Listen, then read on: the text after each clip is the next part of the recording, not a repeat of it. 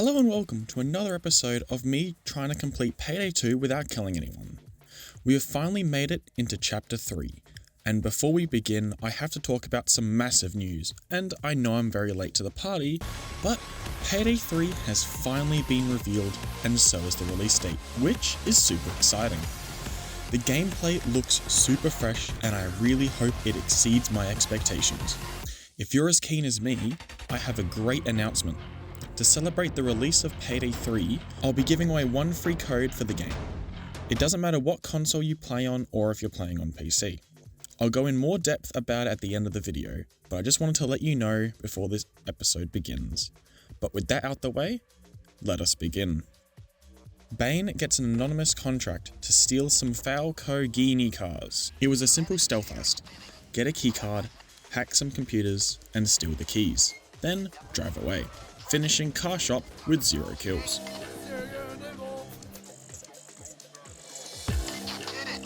The Elephant brought us a new heister, Rust, who knows of some tech the Elephant wants, and also is the one who risks age restricting this video, because he is such a potty mouth. Good night, bitch-ass dozer. Don't be a fucking tough guy, you hear me? Jesus, that's a lot of fucking blood. Fuck me, you're badly hurt. Fuck! Punk's blinded me! But before he can join us, he needs us to get his motorbike back. Remember when Payday was about robbing banks and stores? Well, if you don't think this fits into the Payday story, just you wait and see. And yes, I paid actual money for this heist. After freeing Rust's friend, he gets me to get him bike parts, and once the bike was repaired, I had to carefully drive to the escape as enemies spawn and rappel down along the escape, and I of course do not want to hit them. Once I reached the escape, I moved on to day 2 with 0 kills. Day 2 was pretty easy. I ran to the front of the train, and then I am faced with the biker boss, who, after yelling at her for a couple of seconds, dropped dead. I then secured the technology we came after, and I finished this heist with 0 kills.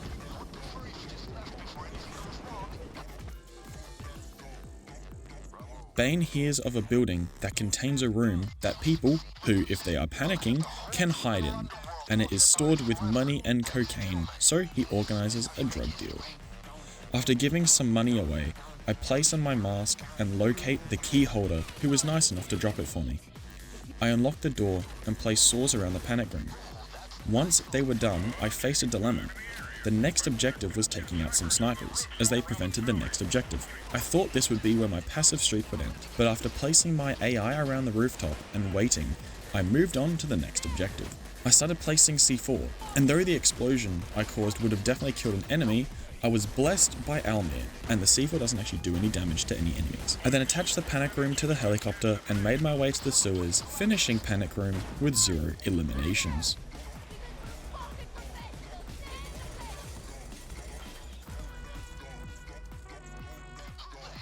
The Payday gang get a job from the Continental Hotel.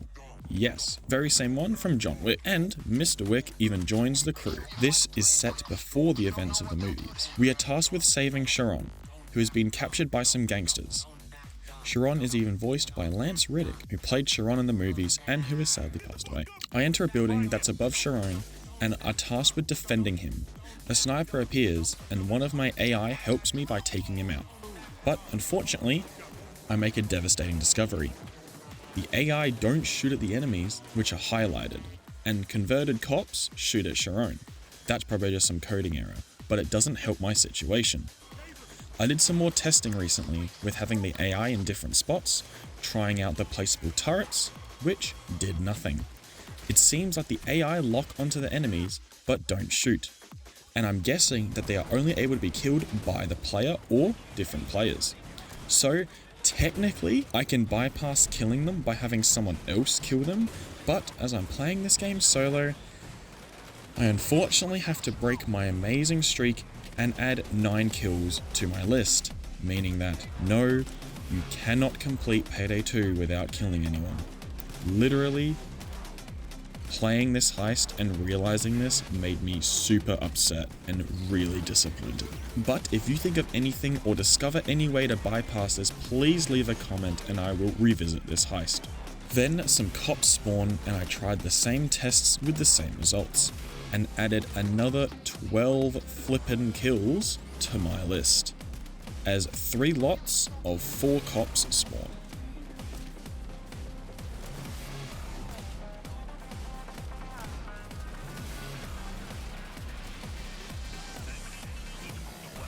Then Sharon instructs me to come find him at the adjacent building. And then there is another set of 6 gangsters that have surrounded Sharon, meaning adding another 6 to my list. The AI take down a sniper, which was super nice to see, but couldn't get the final 5 sniper kills. I then regroup with Sharon and make my way to the escape. I then have to move some cars out the way and finished Brooklyn 1010 with an extremely saddening 32 kills. This brings the series total to 32 kills. Wow. I haven't needed to kill a single person until this heist. Let's lighten the mood a bit with a fun heist. Bane informs us of a yacht that contains some money. It's going to be used for political gain, so we don't need to feel bad about taking the money. There is a server with passcodes for illegal bank accounts to get even more money because I definitely need it. I get on the boat, hack a laptop, and write down what color I'm looking for and where to look.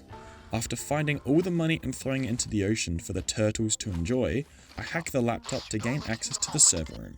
I spin some wheels to make the servers overheat, then press 4 buttons and grab the server, leaving the yacht heist with 0 kills.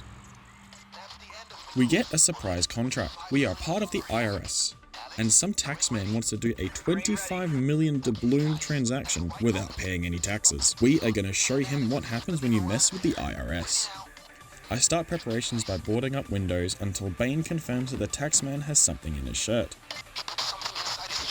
Then, the FBI arrive and the heist goes loud. The car gets lifted up and placed on the roof, but the roof caves in.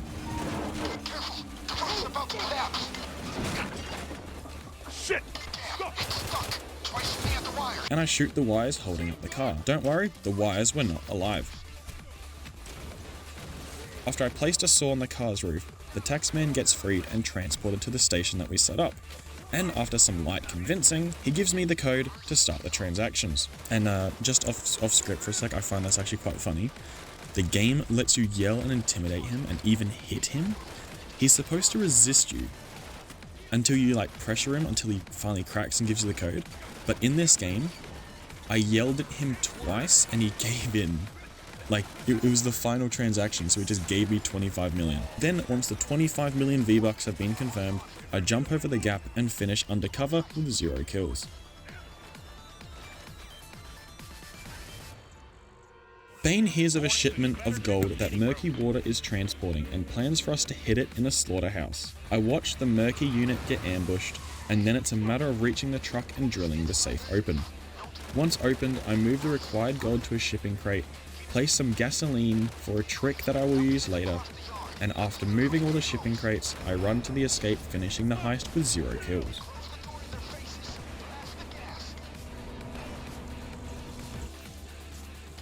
Bane gets in contact with a double agent who works for Murky Water. His name is Locke and gives us some jobs to do. First of which is a heist beneath the mountain. I enter the mountain and head to the airlock, and once I get on the other side, I start to open some vaults containing loot. Once the loot was moved and stashed, I finally met Locke face to face. He gave me some C4 and I used it to destroy some radar equipment. Then some sloppy bastard forgot to fuel the helicopter. Some sloppy bastard forgot to refuel the chopper.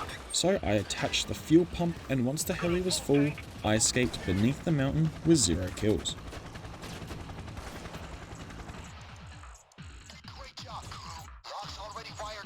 Bane was happy about the previous job. He gives Locke another chance, and we prepare for the next heist. This one is a reference to the movie Point Break, and not the good one released in 1991, starring our Lord and Saviour, Keanu Reeves. It was the shitty 2015 remake. The intro to this heist was shown in the trailers for the movie, which is pretty cool.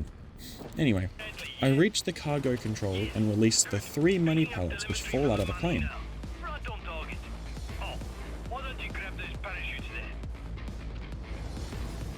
I then drop from the battle bus and land near a money pallet.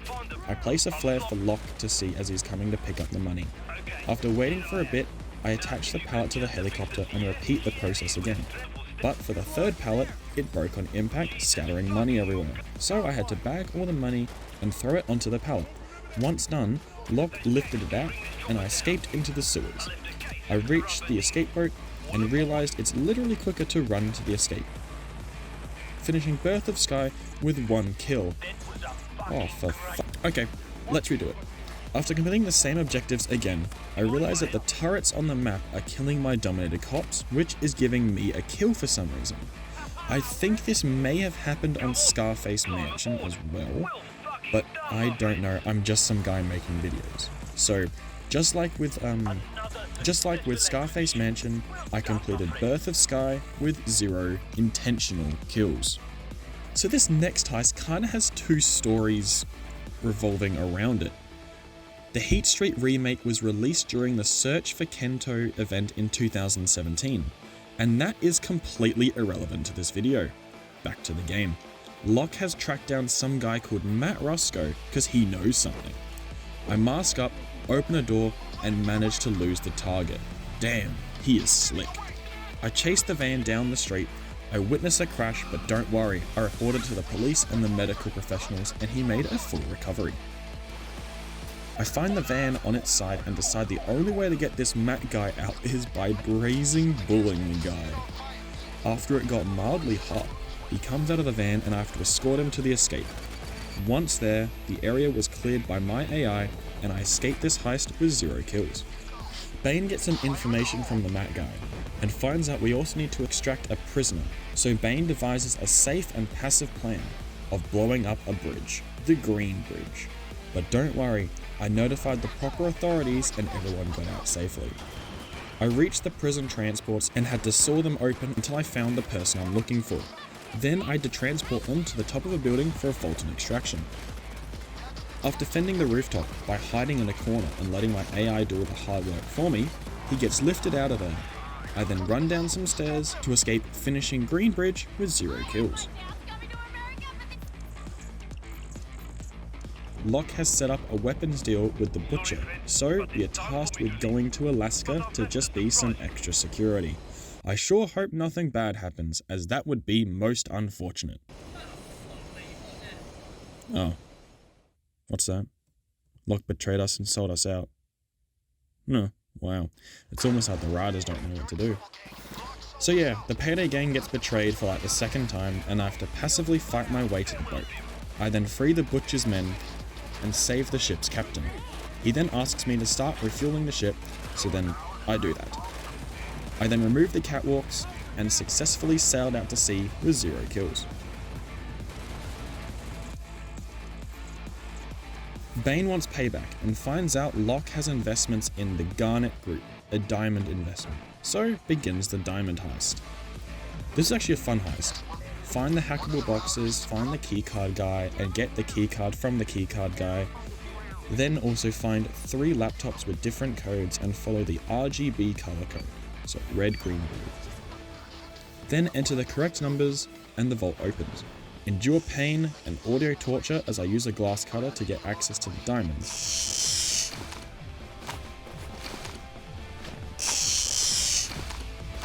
Once I got all the diamonds, I then moved the bags and escaped with 0 kills.